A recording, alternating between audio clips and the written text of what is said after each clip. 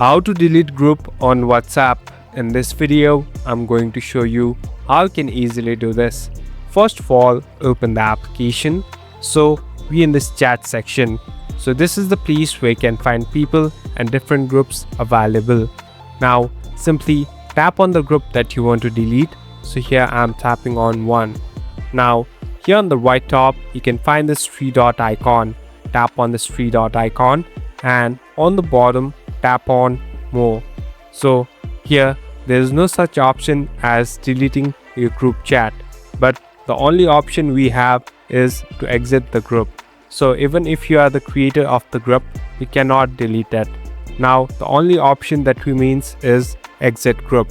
So here I'm tapping on exit group and tap on exit and delete, and you're all set to go. Thank you for watching this video. I hope this video will help you